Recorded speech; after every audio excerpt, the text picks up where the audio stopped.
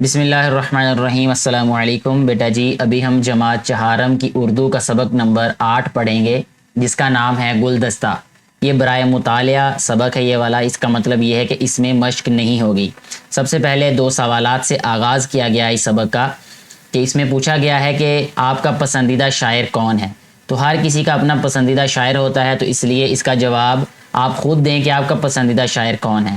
اپنے صوبے کے کسی ایک شاعر کا نام بتائیں۔ ہر بیٹا اور بیٹی جو ہے وہ آپ کا تعلق جس بھی صوبے سے ہے، آپ ان دونوں سوالات کے جواب بلکہ نیچے کمنٹ باکس میں ضرور لکھیے گا۔ آپ بتائیے گا کہ آپ کا پسندیدہ شاعر کون ہے اور آپ کے صوبے کا جو شاعر ہے کوئی بھی اس کا نام آپ لکھیں، کسی بھی ایک شاعر کا نام لکھ دیں۔ اب سبق کا آغاز کرتے ہیں کہ شاعری کسی بھی زبان کی پہچان ہوتی ہے۔ شاعری کیا ہے؟ ایک انسان جو کچھ محسوس کرتا ہے، شاعر اس کو شعر میں پیش کر دیتا ہے۔ شعر کا انداز اگر اچھا ہو تو لوگ اس میں دلچسپی لیتے ہیں اور اس کا اثر بھی قبول کرتے ہیں۔ دنیا کی ہر زبان میں شاعر موجود ہیں۔ مقامی زبانوں میں لوگ کہانیاں اور پرانے قصے نظموں میں بیان کیے گئے ہیں۔ آئیے پاکستان کے مختلف علاقوں سے تعلق رکھنے والے شاعروں کے بارے میں پڑھیں۔ اگرچہ ان کے علاقے اور زبانیں ایک دوسرے سے مختلف ہیں، لیکن ان کا پیغام ایک ہے۔ در حقیقت یہ ایک ہی گلدستے کے رنگا رنگ پھول ہیں۔ رحمان بابا رحمۃ اللہ علیہ پشتو زبان کے مشہور شاعر رحمان بابا کا اصل نام عبد الرحمن تھا۔ وہ پشاور کے جنوب میں 3 میل کے فاصلے پر واقع ایک گاؤں بہادر کلی کے رہنے والے تھے۔ وہ انتہائی نیک اور پرہیزگار انسان تھے، اسی وجہ سے لوگوں میں بابا کے نام سے مشہور ہوئے۔ انہوں نے اپنی شاعری میں بھی اللہ تعالیٰ سے مختلف انسانوں کی خدمت، بھلائی اور خیر خواہی پر زور دیا ہے۔ پشتو بولنے والوں میں رحمان بابا کو بڑی مقبولیت حاصل ہے۔ لوگ آج بھی ان کے اشعار بڑے ذوق و شوق سے پڑھتے ہیں۔ اس کے بعد بیٹے ہمیں بتایا گیا ہے شاہ عبد اللطیف بھٹائی رحمۃ اللہ علیہ کے بارے میں کہ شاہ عبد اللطیف بھٹائی سندھی زبان کے مشہور شاعر ہیں۔ وہ مٹیاری کے قریب حالہ حویلی نام کے ایک گاؤں میں پیدا ہوئے۔ ان کی عمر کا زیادہ حصہ بھٹ گاؤں میں گزرا، اسی نسبت سے بھٹائی کہلاتے ہیں۔ شاہ عبد اللطیف بھٹائی نے سندھ کی لوک کہانیوں کو نظم کی شکل میں بیان کیا ہے۔ ان نظموں میں اللہ تعالیٰ کی قدرت، حکمت اور رحمت پر بھروسہ کرنے کی تعلیم دی گئی ہے۔ ان کی شاعری عام و خاص پر اثر کرتی ہے۔ اہم بات یہ ہے کہ شاہ عبد اللطیف بھٹائی کے کلام میں مسلمانوں کے ساتھ ساتھ غیر مسلم بھی برابر دلچسپی لیتے ہیں۔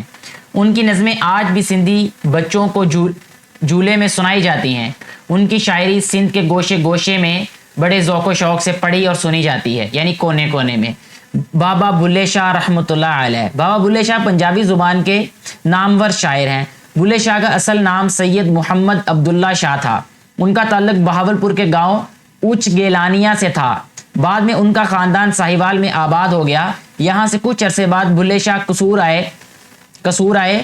ان کا تعلق مشہور بزرگ حضرت شیخ عبد القادر جیلانی رحمۃ اللہ علیہ کے خاندان سے تھا۔ بابا بلے شاہ نیک، عبادت گزار اور پرہیزگار انسان تھے۔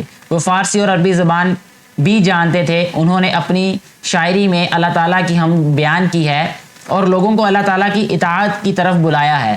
بلے شاہ کا کلام کئی مرتبہ شائع ہو چکا ہے۔ اہل پنجاب ان کی شاعری کو بہت پسند کرتے ہیں۔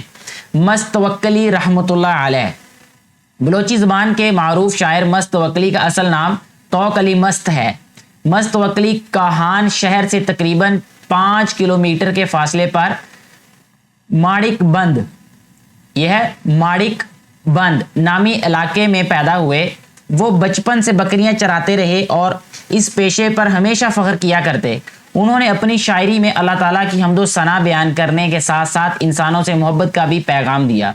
اس کے علاوہ انہوں نے بلوچ روایات پر بھی نظمیں کہی ہیں، اسی وجہ سے انہیں بلبل بلوچستان کے نام سے یاد کیا جاتا ہے۔ اس کے بعد ہے بیٹے لیلا عارفہ رحمۃ اللہ علیہ۔ لیلا عارفہ سری نگر سے 30 میل دور یاندرن گاؤں کے ایک ہندو خاندان میں پیدا ہوئیں۔ جوانی میں اسلام کی طرف مائل ہوئیں اور اسلام قبول کر لیا۔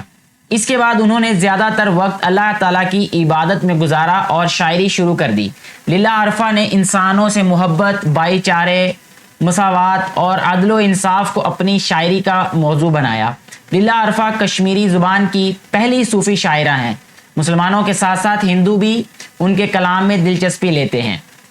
اس کے بعد بیٹے آخری نمبر پہ ہمیں جس شخصیت کے بارے میں بتایا گیا ہے ان کا نام ہے بابا چلاسی دامت برکاتہ۔ شناز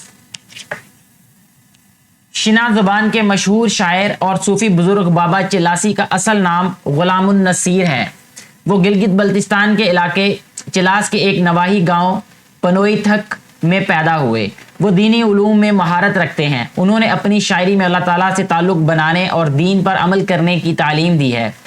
انہوں نے 5 زبانوں شنا، عربی، فارسی، اردو اور پشتو میں شاعری کی ہے، لیکن شنا زبان میں شاعری ہی ان کی اصل پہچان بنی۔ شنا زبان میں ان کی شاعری کی 2 کتابیں چھپ چکی ہیں۔ ریڈیو پاکستان سے ان کا کلام ایک طویل عرصے سے نشر ہو رہا ہے۔ لوگ ان کی شاعری کو پسند کرتے ہیں اور علم، تقوی اور پرہیزگاری کی وجہ سے ان کا بےحد احترام کرتے ہیں۔ اس کے بعد بیٹے کچھ سوالات پوچھے گئے ہیں، جس میں سب سے پہلا سوال یہ ہے کہ رحمان بابا رحمۃ اللہ علیہ لوگوں میں بابا کے نام سے کیوں مشہور ہوئے؟ تو یہ ہم نے پڑھا سبق میں کہ کیونکہ وہ انتہائی نیک اور پرہیزگار تھے، اس وجہ سے لوگوں میں وہ بابا کے نام سے مشہور ہوئے۔ اس کے بعد بیٹے اگلا سوال جو پوچھا گیا ہے وہ ہے کہ شاہ عبد الطیف بھٹائی رحمۃ اللہ کس زبان کے شاعر تھے؟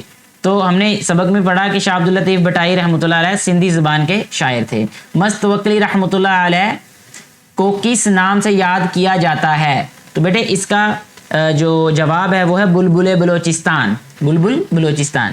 لیلہ عرفہ رحمۃ اللہ علیہ نے اپنی شاعری کے ذریعے سے کیا پیغام دیا ہے؟ تو انہوں نے پیغام دیا انسانوں سے محبت، بھائی چارے، مساوات اور عدل و انصاف کا۔ بابا بلے شاہ رحمۃ اللہ علیہ کہاں کہاں رہے؟ تو بابا بلے شاہ جو ہے وہ سب سے پہلے بہاولپور کے ایک گاؤں اچ گیلانیہ، اس کے بعد پھر ساہیوال اور اس کے بعد قصور میں رہے۔ بابا چلاسی دامت برکات نے کون کون سی زبانوں میں شاعری کی ہے؟ تو یہ ہم نے پڑھا کہ بابا چلاسی دامت برکات نے 5 زبانوں شنا، عربی، فارسی، اردو اور پشتو زبانوں میں شاعری کی ہے۔ تو اس کے ساتھ ہی ہمارا یہ جو سبق ہے یہ مکمل ہو جاتا ہے۔ مجھے امید ہے آپ نے اس میں سے کافی کچھ نیا سیکھا ہوگا۔ ان میں سے کوئی بھی ایک بات آپ نیچے ضرور کمنٹ کر کے بتائیے گا جو آپ نے نئی باتیں سیکھی ہیں اس سبق کو پڑھنے کے بعد، اور مجھے امید ہے کہ آپ کو یہ سبق اچھا بھی لگا ہوگا، اور اگر آپ کو یہ ویڈیو پسند آئی ہو تو اس کو زیادہ سے زیادہ بیٹے اور بیٹیوں کے ساتھ شیئر کریں، ان تک پہنچائیں تاکہ ان کو بھی اس سے فائدہ ہو سکے، جو کہ اس ویڈیو کو بنانے کا بنیادی مقصد ہے۔ شکریہ۔